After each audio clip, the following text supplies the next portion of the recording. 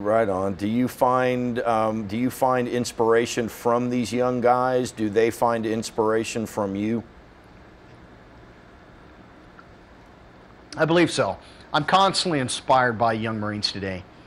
A lot of us, as we started getting longer and longer into OIF and OEF, wondered how the young Marines of today would pull through.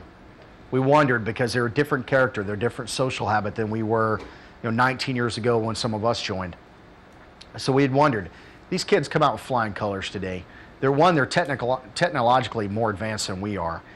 And then they can get out there and they can muster the intestinal fortitude and do the things that we were concerned that they wouldn't be able to do.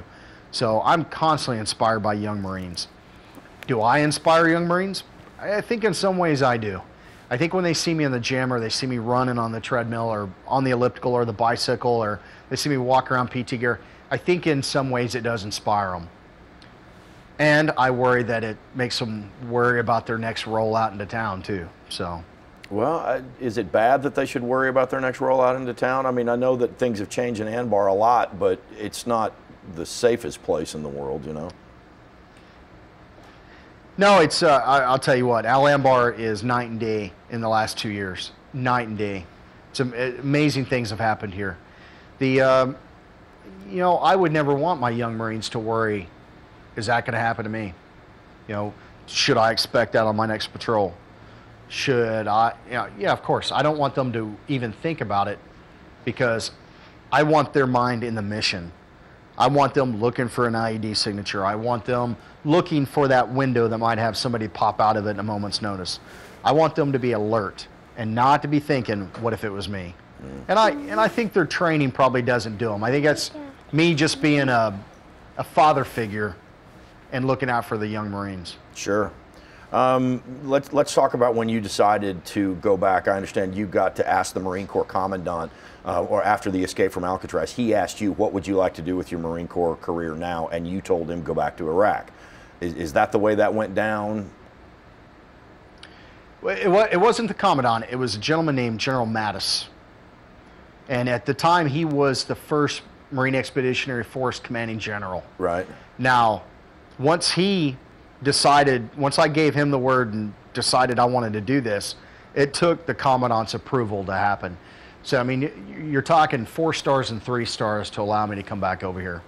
And one wife. What did your wife say when you said, honey, I want to go back to Iraq? Well, she said okay, with okay as they ain't never gonna let you go. Yeah, right. So I think deep down, and she'll tell you, she said, okay, Sure this is did. another harebrained idea you've got. This is never going to happen. And I never thought it would happen. I honestly don't. But that made me want to push for it even more. Sure. And unfortunately, when you get that mission in front of you, it's kind of like, I've got to prove it. I've got to prove I can do it. I've got to prove to everybody. And it comes with sacrifice and it comes with cost. And I hate that. I hate the responsibility of knowing that there is sacrifice. A year is sacrificed by doing this. Yes. But if I would not have done this, if I wouldn't have tested this and pushed the Marine Corps to allow me to do this, then somebody else might have to do it. And I wouldn't want somebody else to have to go through all of the things that I've had to go through to do this. Let me ask you a real simple question about going back to Iraq. You and your family have paid the sacrifice. You've done your duty, Gunny. Why did you want to go back? It's closure. It's recovery. It's Really? true recovery. Well, And I'll make it back. Before this deployment's over, I'm going to make it back to Ramadi. And if possible, I mean, I know some guys over there. So if possible, I'm going to go back to the same courtyard I laid in when that SEAL corpsman was putting a tourniquet on my leg. I'm going to go to the same street I was shot on. And I'm going to walk back there. And I'm going to walk out of there. Something I didn't do before. That's closure. And if I get to do it and I get to accomplish that, I'm one of the very few, the very lucky, that ever gets to go back to a place where their life was changed and they walk away from it. Yea, though you walk through the valley of the shadow of death. I'm 100%. I'm done. Yeah, you will fear no evil because you're the baddest man in the valley.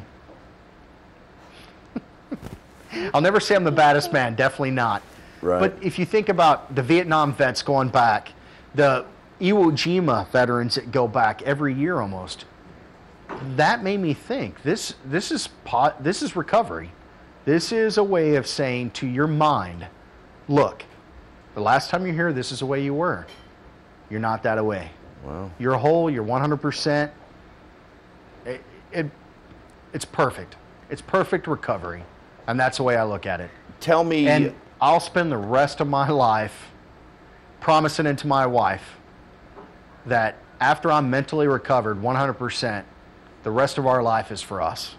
Yeah, and we will live, and we'll give our daughter a great life. I'm looking at this woman's face right now, and she's got her teeth are gritted right now, Gunny. I think this better be your last deployment. Tell me what you do now. You don't go out on patrol anymore for the security of your fellow Marines' sake. But tell me what you do. What is your duty over there in Fallujah? I basically tactically control all the rocket systems. So I do all the coordination procedures, all the liaison to fire the large rockets that can fire pretty much everywhere in the country. And that's part of my job, part of my career path is working with these same rocket systems. So part of me coming here was doing a job that my MOS, my military occupational specialty, is part of. Cool. So I'm doing a job for my level of rank, for my level of experience, and within my job description. All right, let me ask you one final question, Gunny. Rockets. Let me ask you one final question. You are in a unique position to tell us firsthand about this. Things in Anbar have changed, is what we see on the news. You know, the tide is turning. But tell me about physical, real life, an example of how things are better in Anbar today than they were the last time you were there. You can go on a 5K enjoyment run in Ramadi. Stores are open, buildings are rebuilt, turning area back to the Iraqi soldiers. Shop owners being able to mingle and do with other shop owners. I could tell you for the next hour the changes that have been there, but those are the big characteristical changes. They are taking control of their local populace, their local towns and villages. They're safe. Fewer people die on a day-to-day basis. I mean, practically a month. You practically go a month without any deaths in the Anbar province. I mean, it's an amazing difference compared to the day-to-day fight that was in 06, 05, and 04. You go out today, Marines will go on patrol. There's Marines that come here for 7 months, go on patrol every day out into their local communities and not fire one round. Wow. That is amazing to me, considering I had to reload my magazines almost every day. Now you get guys that go the whole 7 months with 7 full magazines. You feel like you're standing in the middle of history. Never reloaded once. To me, that's amazing.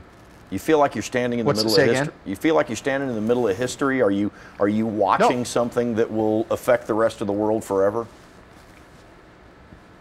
Yeah, I truly believe so. You know, I've used the analogy before. This is where we were 230 years ago when we were fighting to make our own nation. We're trying to help the Iraqis build their own nation the right way and let them do it in a safe environment. Let them do it without any other pressures from other surrounding countries. It's working. How long did it take us? 60, 70, 80 years to do it?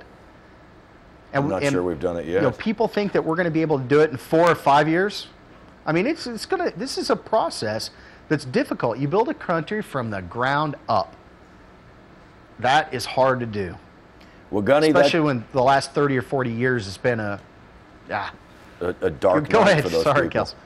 Man, that's all I've got for you. I've never met a Marine that I was not impressed with.